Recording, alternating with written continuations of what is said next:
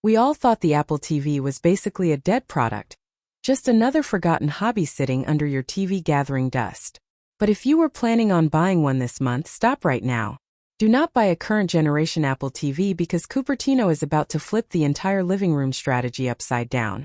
And honestly, I'll believe it when I see it, but the supply chain whispers are getting way too loud to ignore. For the longest time, the strategy was simple. Give us a basic black box, throw an old iPhone chip inside, and call it a day. It works, it streams Netflix, it checks the weather. But as we sit here in mid-2026, that basic setup is actively holding back the entire Apple ecosystem. Let's get straight into the rumors because Mark Gurman recently tipped off a massive internal shift at Apple, and Makotakra backed this up with supply chain murmurs out of Asia. Apple is reportedly splitting the lineup into two distinct monsters. We are talking about the Apple TV Pro and the absolute wildcard, the Apple TV Ultra. If you are just someone who watches YouTube and occasionally airplays a video from your phone, the old A15 chip might seem fine. But have you noticed that frustrating little hesitation when you open a heavy application? Or how your HomeKit lights randomly take an extra 2 seconds to respond? That is the older silicon hitting a hard ceiling. The living room box cannot just be a dumb pipe for video anymore. It has to be the central brain for your entire house. According to sources close to the manufacturing lines, the upcoming Apple TV Pro is getting a monstrous upgrade to the A18 chip. Yes, the exact same piece of silicon powering the latest high-end iPhones. Now, you might be asking yourself why a streaming box needs a cutting-edge processor built on TSMC 3nm yields. It is not so you can scroll through Disney Plus faster. This is entirely about Apple intelligence. Apple knows that relying on cloud servers for AI requests introduces lag, privacy concerns, and bandwidth bottlenecks. They want a box that can process complex artificial intelligence requests locally on the device. We are talking about curating your daily schedule, analyzing your viewing habits, and instantly managing over 100 smart devices through Matter and Thread without a single millisecond of delay. This makes the difference between a sluggish smart home and a seamlessly responsive home.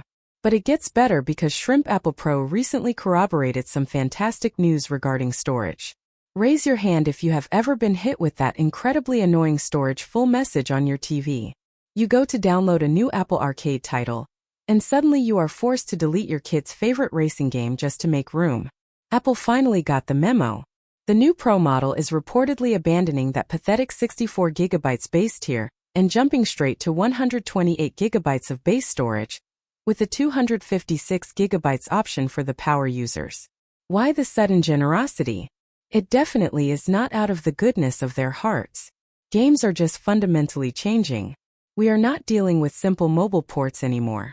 We are seeing massive, console-grade titles landing on Apple Arcade that demand 5 to 15GB of space per install. This extra breathing room is exactly what the daily driver experience desperately needed. Now let's talk about the absolute bombshell. The Apple TV Ultra. This is where the leaks get genuinely wild, and I am still trying to wrap my head around it. Reports coming from the LX suggest that suppliers are actively tooling up active cooling components for a new set-top box. Yes, an actual fan inside an Apple TV. DigiTimes recently hinted that this massive thermal overhead is meant for an M-series chip. Why on earth would you put desktop-class silicon and a cooling fan inside a television box? Because Apple is finally making a serious play for the mid-tier gaming market. Imagine a device sitting at a rumored $299 price point that can run huge titles natively with hardware-accelerated ray tracing. We know how aggressively thermal throttling can ruin a gaming session on passive cooling systems. An active fan means the M-series chip can run at maximum clock speeds indefinitely without breaking a sweat. It is not going to kill a dedicated custom PC for the hardcore crowd, but for the average family, it represents the ultimate value proposition.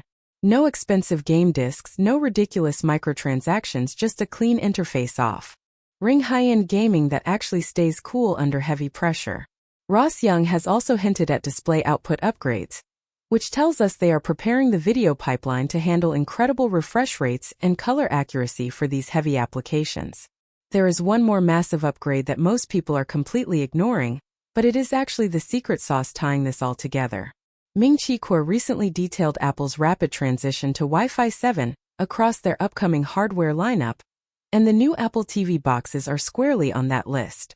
In a modern household where 4 different people are simultaneously streaming 4K video, downloading games, and scrolling social media, your wireless network gets completely saturated. Wi-Fi 7 provides incredibly wide channels and essentially creates a dedicated VIP lane just for your television. This means high bitrate HDR content starts playing the exact second you hit the remote. The input lag for multiplayer gaming drops so low it feels indistinguishable from a hardwired Ethernet connection. So, what are you guys thinking right now?